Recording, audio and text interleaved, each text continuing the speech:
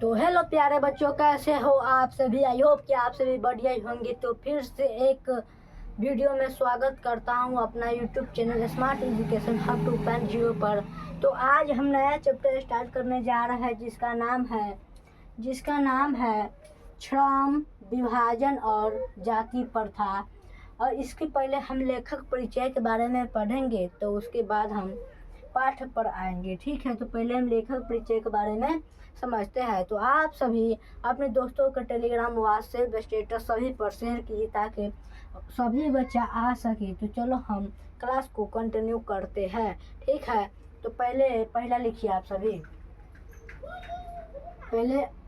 लिखिए श्रम, विभाजन और जाति प्रथा का लेखक कौन है।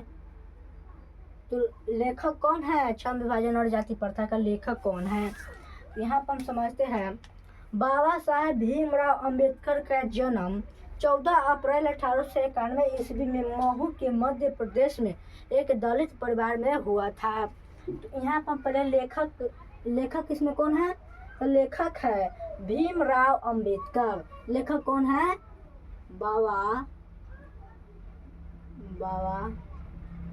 साहेब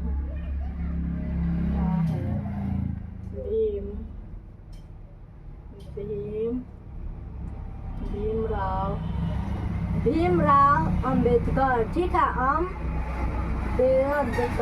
भीमराव अंबेडकर। ठीक है, बाबा साहेब भीमराव अंबेडकर लेखक है। बाबा साहेब भीमराव अंबेडकर। और बाबा साहेब भीमराव अंबेडकर का जन्म लिखना चाहे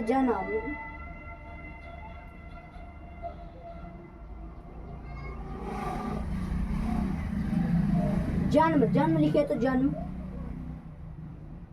जन्म हुआ था 14 अप्रैल 1891 ईस्वी में। 14 अप्रैल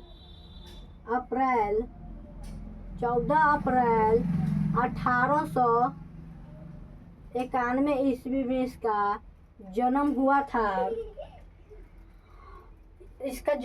था। कहाँ पर हुआ था? जन्म स्थान लिखे थे आप सभी। जन्म स्थान कहाँ? स्थान का नाम बताइए। तो इसका जन्म कौन स्थान पर हुआ था? तो लिखेंगे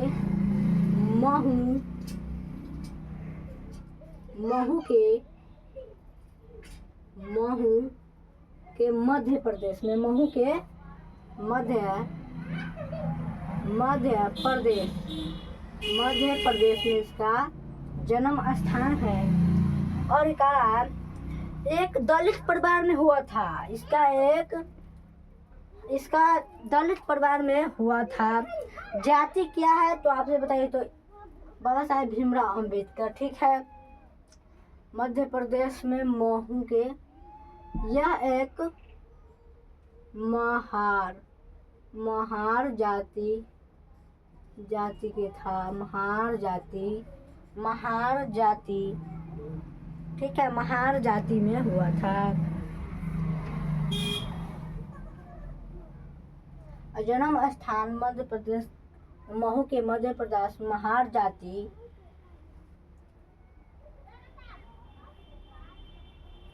जाति है महार जाति। और इसका जन्म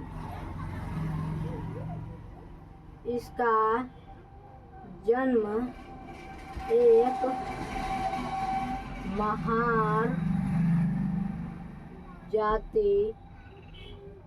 जाति में हुआ था। एक महार जाति में हुआ था। मानव मुक्ति के पुरोधा बाबा साहब अपने समय के सबसे सुप्रसिद्ध जनों में से एक थे। प्राथमिक शिक्षा के बाद बड़ौदा नरेश के प्रोत्साहन पर उच्च शिक्षा के लिए न्यूयॉर्क, अमेरिका, फिर वहां से लंदन यानी कि इंग्लैंड गए थे। यहाँ से बनेगा मानव मानव मुक्ति के पुरोधा, मानव मुक्ति के पुरोधा किसे कहा जाता है? मानव मुक्ति के पुरोधा किसे कहा जाता है? मानव मुक्ति के पुरोधा किसे कहा जाता है बताइए तो आप सभी। मानव मुक्ति के पुरोधा भीमराव अंबेडकर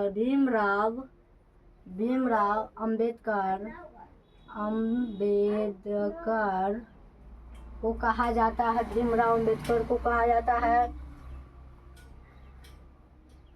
जन्म से एक है। प्राथमिक शिक्षा के बाद बड़ौदा नरेश के प्रोत्साहन से उच्च शिक्षा न्यूयॉर्क अमेरिका गए, फिर इंग्लैंड गए। और इसका माता जी का नाम लिखिए तो। इसका माता जी का नाम,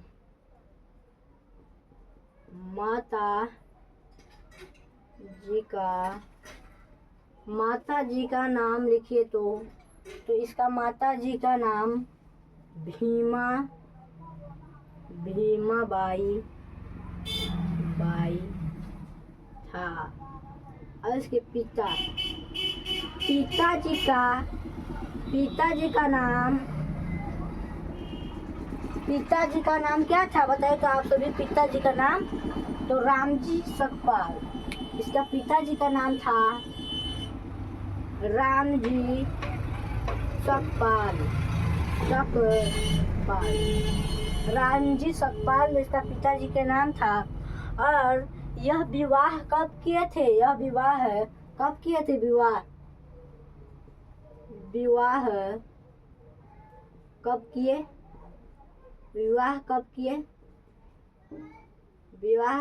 तो आपसे बताइए तो विवाह कब किए? ये बाबा साहब भीमराव अम्बेडकर विवाह कब किए थे? तो 1906 ईस्वी में। आप सभी याद करके रखिएगा। और मैट्रिक पास कब किए?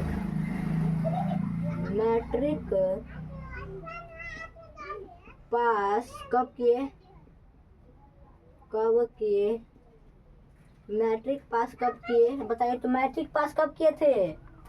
मैट्रिक पास किए थे 1 साल बाद विवाह के। 1 साल बाद यह विवाह किया था। विवाह के 1 साल बाद मैट्रिक पास किए थे। अभी आप सभी तो अभी पढ़ाई कर रहे होंगे, अभी तो विवाह तो कोई नहीं किया। तो 1907 ईस्वी में यह विवाह कर लिया। किसके साथ? तो रामाबाई के साथ विवाह। रामाबाई के साथ इन्होंने विवाह किया था। किसके साथ विवाह किया था बताइए तो आप सभी।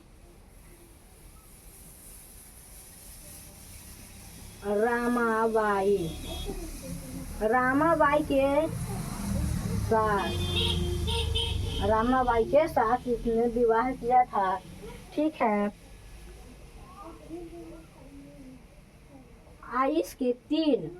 इसके तीन प्रेरक व्यक्ति कौन थे? 3 प्रेरक व्यक्ति कौन थे? 3 प्रेरक व्यक्ति कौन थे? तो पहला है बुद्ध,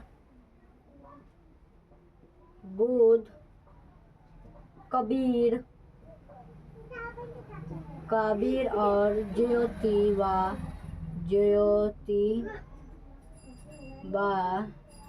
राव फूले।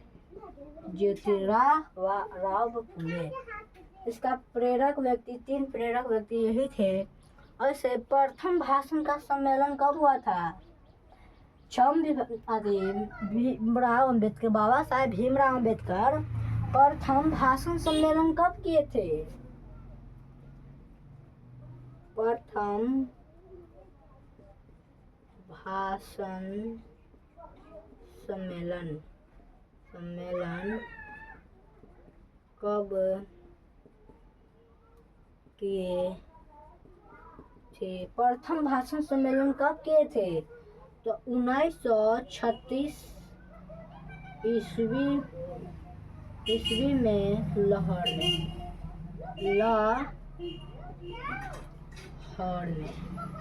क्या? तो लाहौर में। ठीक है, यहाँ तक ये हो गया इसका विख्यात भाषण आपसे बताइए तो।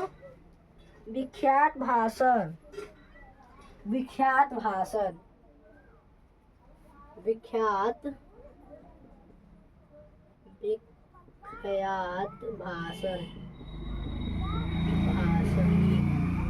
भाषण कौन सा है?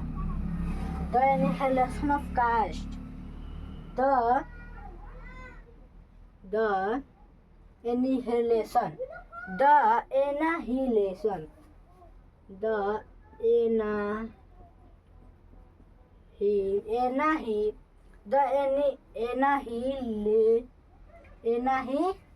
क्या है?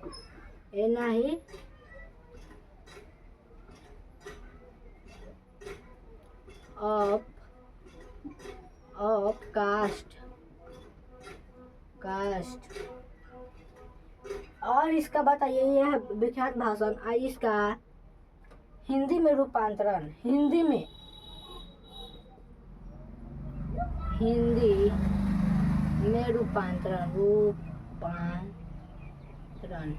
रूपांतरण कौन किए थे? तो ललाई सिंह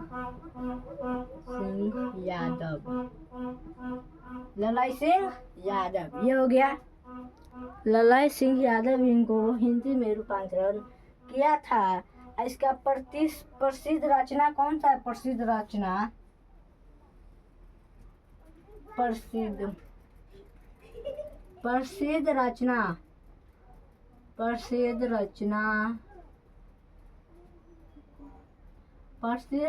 लिख लीजिए आप सभी। प्रसिद्ध रचना कौन कौन था?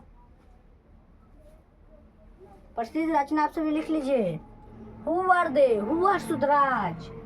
लिखिए तो आप सभी। Who are they. ये सभी इंग्लिश में है। इसका इंग्लिश में है। इसका हिंदी में ललाई सिंह यादव ने किया था।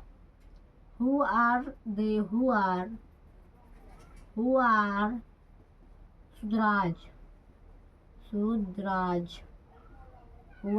सुधराज।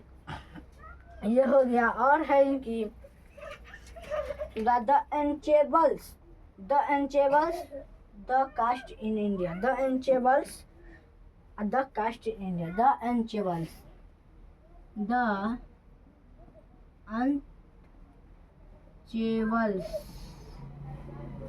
और ये है द कास्ट इन इंडिया। क्या है? द कास्ट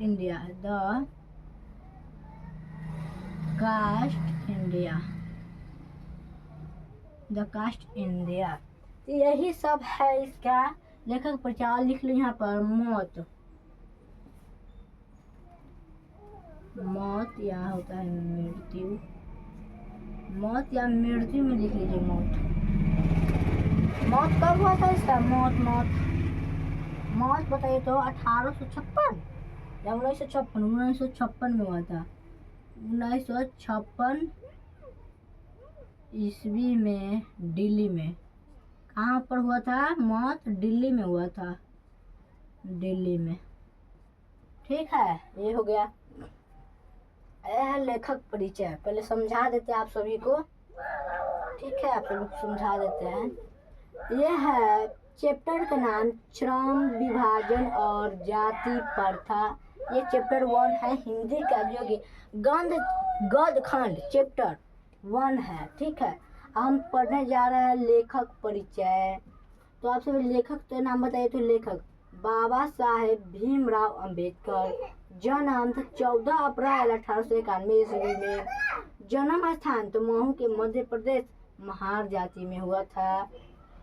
इसका जन्म एक महार जाति में हुआ था। ठीक है, मानव मुक्ति के पुरोधा किसे कहा जाता है? मानव मुक्ति के पुरोधा किसे कहा जाता है? आपसे बताइए तो। मानव मुक्ति के पुरोधा भीमराव अंबेडकर को कहा जाता है। इनकी माता जी का नाम भीमाबाई था। पिताजी का नाम रामजी सकपाल था। आप सभी को डायरेक्ट परीक्षा में पूछ देगा। आप सभी लेखक परिचय याद करके रखिएगा, ठीक है। अब विवाह कब किए? 1906 ईस्वी में और 6 ईस्वी में किए थे, ठीक है। और किसके साथ किए थे? यहाँ पर लिखा गया है किसके साथ किए थे, तो रामाबाई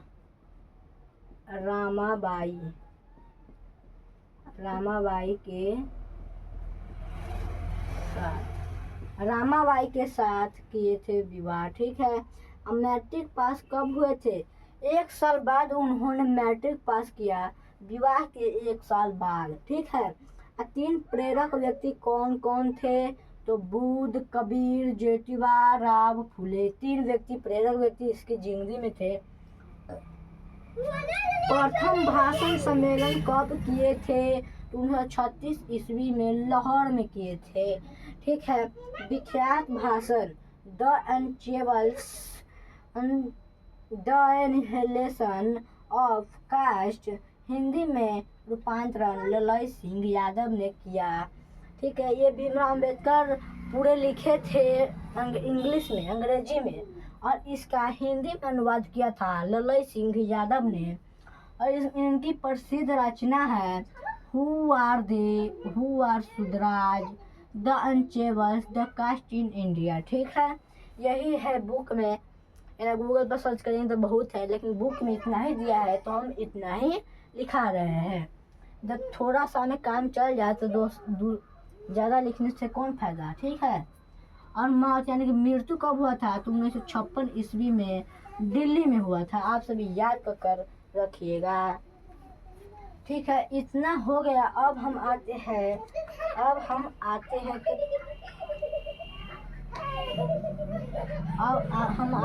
पाठ पर, ठीक है। आपसे पूछेगा यह पाठ कौन सी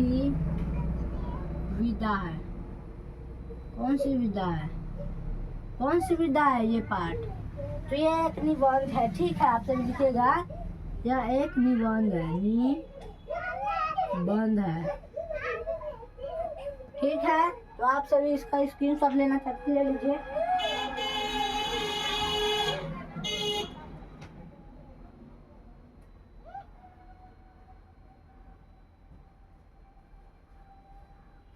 चलो ये हो गया आप सभी को, ठीक है। अब इतना ही है लेखक परिचय। स्क्रीनशॉट लेना चाहते ले लीजिए। क्या आप सभी को लग रहा क्वालिटी है या नहीं? आप सभी क्वालिटी बताइए तो, और आवाज़ बताइए तो। ये लेखक परिचय हम पढ़ लिए और अब हम आते हैं पाठ पर, ठीक है। छद्म विभाजन और जाति प्रथा, ये पाठ है। यहाँ पर हम पाठ पर आते हैं। श्रम विभाजन और जाति प्रथा, यह एक निबंध है, ठीक है। निबंध है छद्म विभाजन और जाति प्रथा, ठीक है। और हम ये पढ़ते हैं, ठीक है ना। चलो, यह विडंबना की ही बात है कि इस युग में भी जातिवाद के पोषकों की कमी नहीं है। इसके पोषक कई आधारों पर इसका समर्थन करते हैं।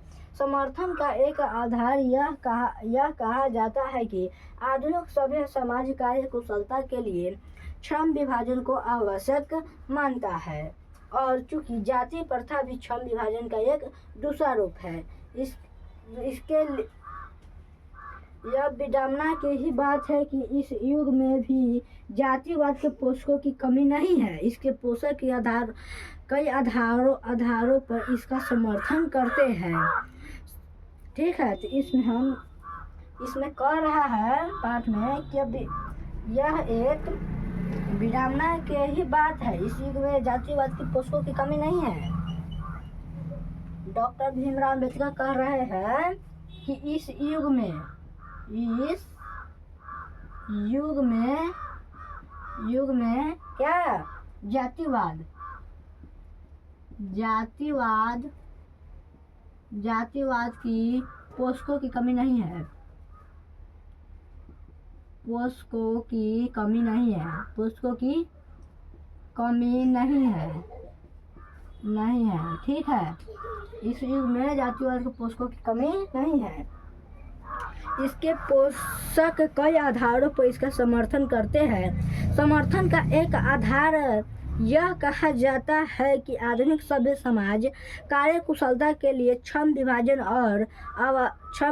को आवश्यक मानता है और चूंकि जाति प्रथा भी क्षम विभाजन का एक जाति प्रथा भी क्षम विभाजन का ही दूसरा रूप है। जाति प्रथा भी श्रम विभाजन का एक दूसरा रूप है। बाबा साहब भीमराव अम्बेडकर कहते हैं, ठीक है। इसीलिए इसमें कोई बुराई नहीं है। इस तर्क के संबंध में पहली बात तो यह आपत्तिजनक है कि जाति प्रथा क्षम विभाजन के साथ साथ क्षमिक विभाजन का भी रूप लिए हुए है।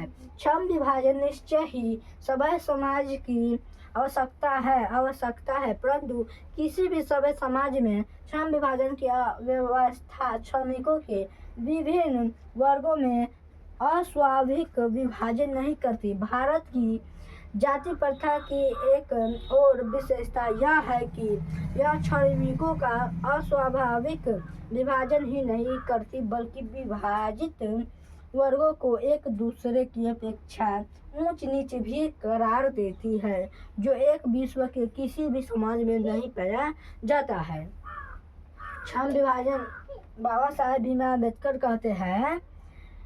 कहते हैं कि भारत की जाति प्रथा की एक और विशेषता है कि यह श्रमिकों को स्वाभाविक विभाजन ही नहीं करती बल्कि विभाजित वर्गों के एक दूसरे की अपेक्षा ऊंच नीच भी करार देती है, जो विश्व के किसी भी समाज में नहीं पाई जाती है, ठीक है। जाति प्रथा को यदि क्षम विभाजन मान लिया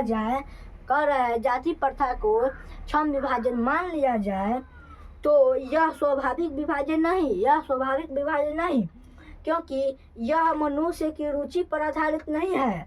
कुशल व्यक्ति या सक्षम श्रमिक समाज का निर्माण करने के लिए यह आवश्यक है कि हम व्यक्तियों की क्षमता इस सीमा तक विकसित करें जिसमें वह अपने पेशा या कार्य के चुनाव स्वयं कर सके।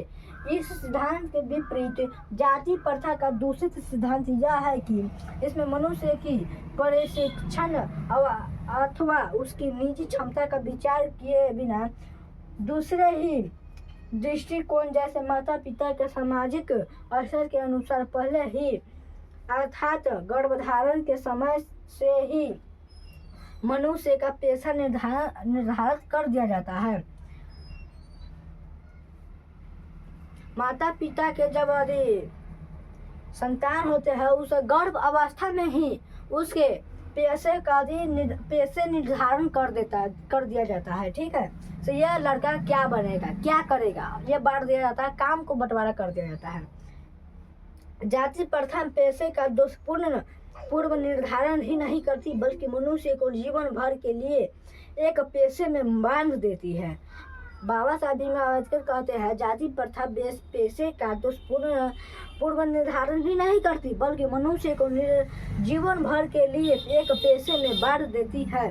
भले ही पेशा अनुपयुक्त या अपर्याप्त होने के कारण वह भूखे मर जाए। आधुनिक युग में यह स्थिति प्राय आती है क्योंकि उद्योग धंधों की प्रक्रिया व तकनीकों जाए। आधुनिक युग में यह स्थिति प्राय आती है क्योंकि उद्योग धंधों की प्रक्रिया व तकनीकों में निरंतर विकास और कभी कभी अकस्मात परिवर्तन हो जाता है जिसके कारण मनुष्य को अपने पेशा बदलने की आवश्यकता पड़ जा सकती है और यदि प्रतिकूल परिस्थितियों में भी मनुष्य को पेशा बदलने की आवश्यकता पड़ सकती है परिस्थितियों में भी मनुष्य को अपना पेशा बदलने का स्वतंत्र न हो तो इसके लिए भूखे मरने के अलावा क्या चारा रह जाता है। हिंदू धर्म की जाति प्रथा किसी भी व्यक्ति को ऐसा पेशा चुनने की अनुमति नहीं देती है जो उसका प्रतित्र पेशा न हो, भले ही वह उसमें पारंगत हो। इस प्रकार पेशे परिवर्तन की अनुमति न देकर जाति प्रथा भारत में बेरोजगारी का एक प्रमुख अप्रत्यक्ष कारण बनी है। जाति प्रथा भारत में बेरोजगारी का एक प्रमुख अप्रत्यक्ष कारण बनी है। जाति प्रथा यहाँ पर लिखेंगे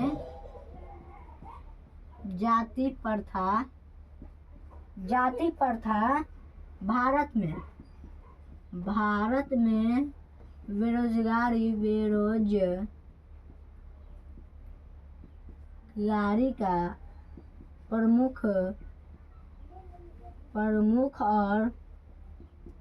प्रमुख और प्रत्यक्ष कारण बनी हुई है। ठीक है, ये कहते हैं। इस प्रकार हम देखते हैं कि श्रम विभाजन की दृष्टि से भी जाति प्रथा गंभीर दोष के युक्त है। आदि जाति प्रथा का श्रम विभाजन मनुष्य के सुरक्षा पर निर्भर रखता।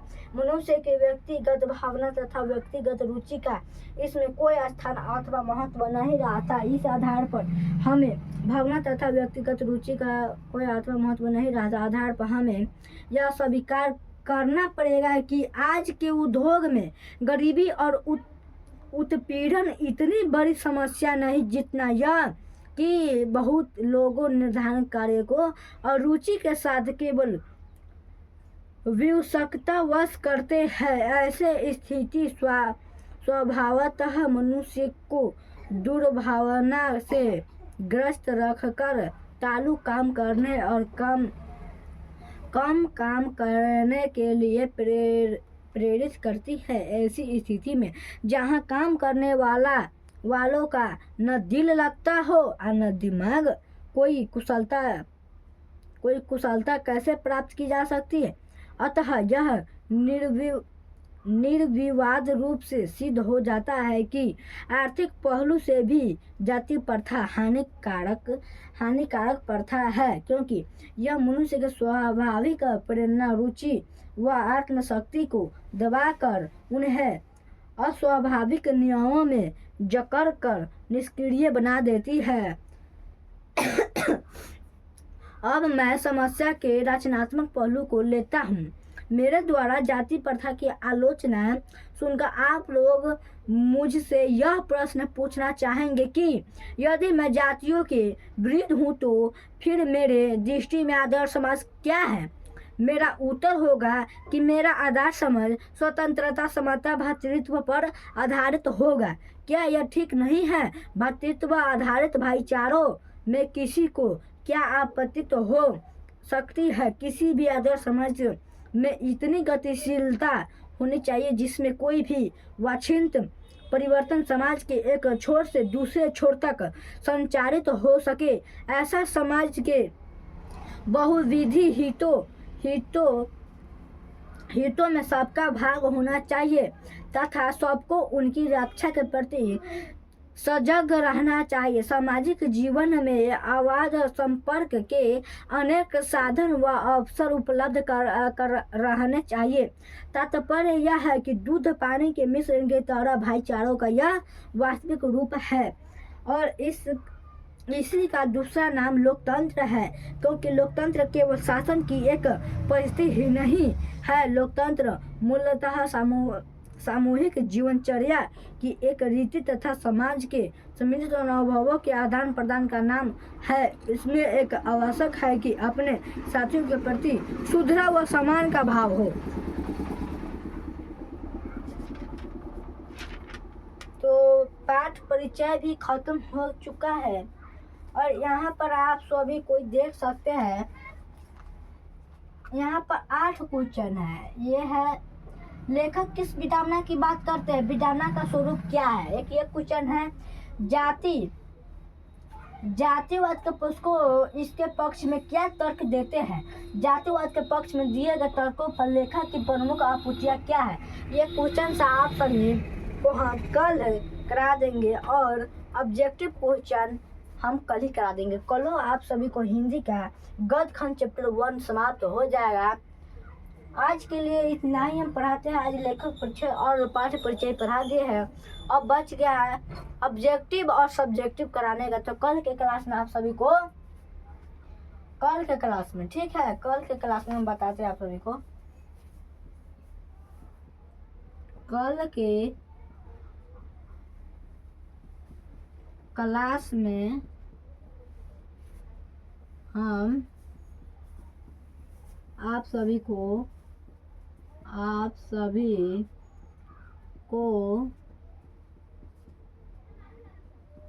हिंदी का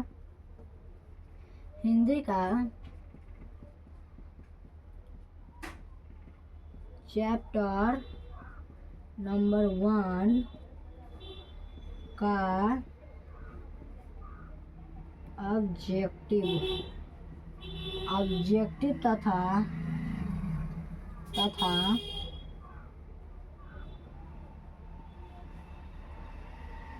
ऑब्जेक्टिव तथा सब्जेक्टिव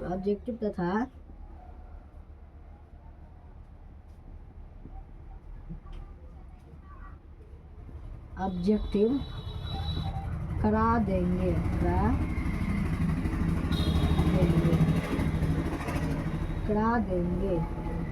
ठीक है।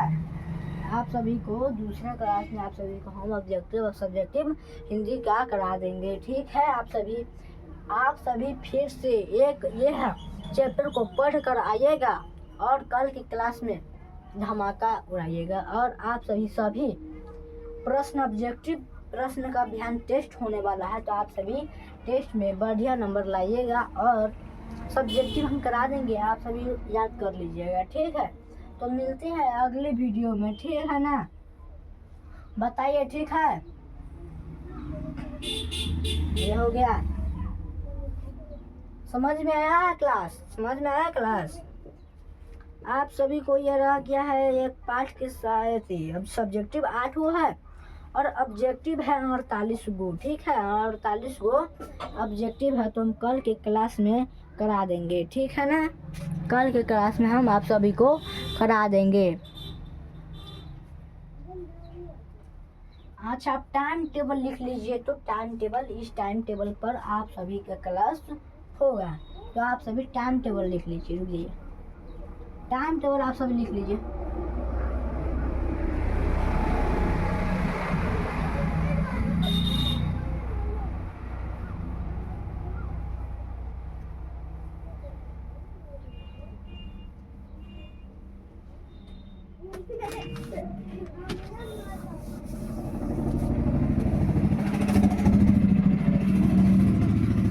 आप सभी वीडियो को लाइक करिए और अपने दोस्तों को शेयर करिए। ठीक है ना?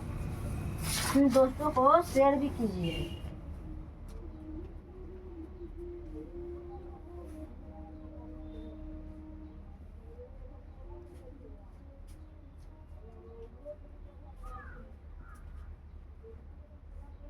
टाइम टेबल, ठीक है। टाइम टेबल आप सभी लिख लीजिए। तो टाइम टेबल लिख लीजिए आप सभी। इसी टाइम पर आप सभी को क्लास होगा।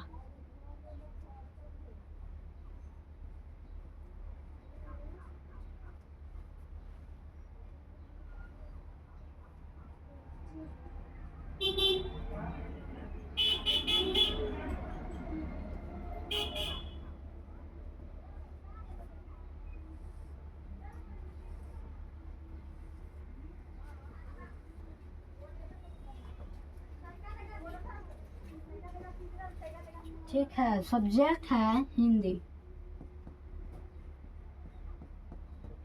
है 10 बजे से 11 बजे तक हिंदी है। ठीक है। ये हम पढ़ाएंगे।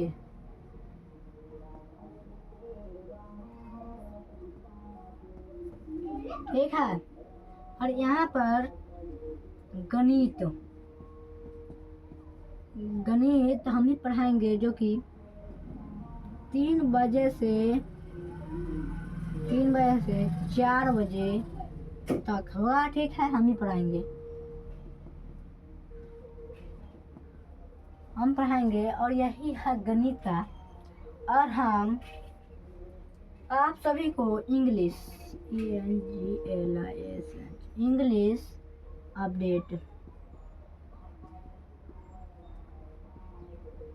अपडेट होगा। ठीक है, ये पढ़ाएंगे आप सभी को ये पढ़ाएंगे।